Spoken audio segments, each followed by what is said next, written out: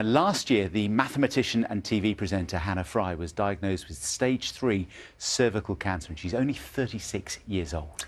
In a new BBC documentary, Hannah uses her insight as a mathematician to question the assumptions we all make about how to treat cancer and explains why it's not always easy to make the logical decision when you become the patient. Hannah is with us on the sofa this morning. Morning. Hi. That's really tricky to watch for us. I can't imagine how tricky that must be for you to reflect on now. How are you? I mean, a sort of spoiler to the film, but I came through it. I'm definitely one of the lucky ones. That's not a spoiler. That's great news. That's good news. That's yeah. lovely news. Yeah. So I'm all good. And actually, I think in a lot of ways, making that film was the thing that really brought me back to life. I think in the last year, I've just spoken to so many cancer patients and so many cancer doctors and read so much about it and written so much about it that actually it means that I can be quite objective about the whole experience now in a way that I couldn't at the time. You've gone into mathematician, scientist mode. That's how you've dealt with it, coped with it? Well, I think this whole thing has been just a struggle, like a tug of war between head and heart, really. Because I think when you get a diagnosis like that, I mean, I think everybody is the same, right? It's like the world has just collapsed underneath you. And I think everybody is just terrified. And that's true of me as much as it is for everybody else. But I think that in the same way that some people go to painting for comfort or, you know, spending time with their pets, for me, it is just reading and thinking about statistics. And I think that in that process of trying to sort of ground myself, that I think was when I realised that actually there had been all of these calculations about risk that had been made about my own treatment.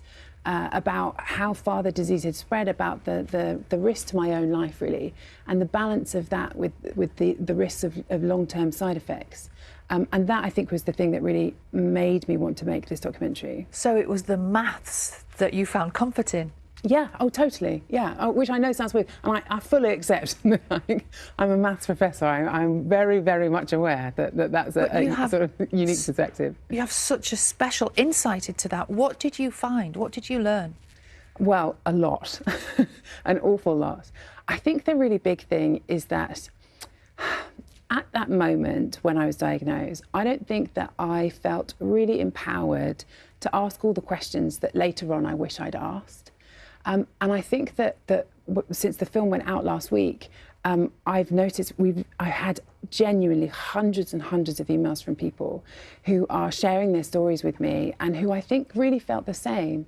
And I think that there's almost like this sort of untapped sea of trauma almost of people who were cancer patients and just felt like they couldn't really talk about things from this perspective. Yeah, so I really would love people who have experience of this or whose family have experience of this to have a look at it on iPlayer, because it's, for me anyway, it's not a film about me, it's a film about how we approach cancer in this country. I will give people the name of the programme so they can look it up at the end of the interview, for sure, because this does affect so many families, so many people. So as far as your own situation, you're looking at the numbers and you're looking at your own medical notes as well, I suppose. What was that balance? What did you discover? Well, I think it was only really later, I think, that I was able to be much more objective about it. So you went through the medical route? Yeah, because I think, you know, I was so terrified. I was reeling, and I was in a tailspin. I had no idea what to do. And, you know, it was during the pandemic as well, so I didn't get to meet my team face to face until the treatment had started. And really, I think I was in that situation of just save me. And so you had major surgery. Very major surgery, yeah, very major surgery, very radical surgery. And actually, in the fullness of time, what they were doing with that radical surgery was they were trying to reduce the risks of the risk to my life. And actually, we sort of took a gamble that in the end didn't need to have been taken, which has left me with long-term side effects. But this film, it's never been about regret. I mean, I think if I went back over again, I probably would do the same thing all over again. But I think it's about, I think for me anyway, I want to look back and really feel like I had proper agency in that moment. I really want to feel as though I really knew what I was signing up for. And I think that that's really what this film is about. It's about making sure that the patient and the patient's values are the things that are right at the very centre of all of this. So do you think if you'd had the numbers maybe earlier on in the process, you might have made different decisions? You might have said, actually, do you know what? I don't think I want or need to go through this medical, the side effects, the surgery. I might sort of stick with the current situation for a bit longer. It's so hard to know because I can't rewind the clock and feel the same way that I felt at that moment. So, I mean, I genuinely cannot answer that question, but I think that I would like to have been involved in the conversation more. And understood the risks, because I think that's a really tricky conversation for cancer patients, isn't it? Totally. Because you're full of fear.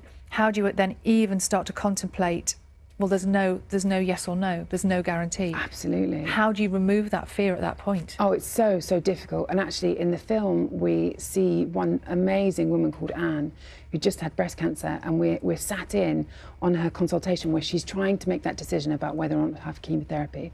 And it's a really, really difficult thing to understand. It's so hard. But I think the thing is, I recognise that, I am coming at this as a mathematician. I don't think that just saying numbers to people is the way forward. But I think that there are other ways to do it. I think you can sit down with somebody and you can say, okay, you're in this situation. What is most important to you? What are the things about your life that you want to preserve? And how can we work out what treatment you should have to make sure that we do what is right for you? Powerful stuff. Hannah, thank you so much for coming in.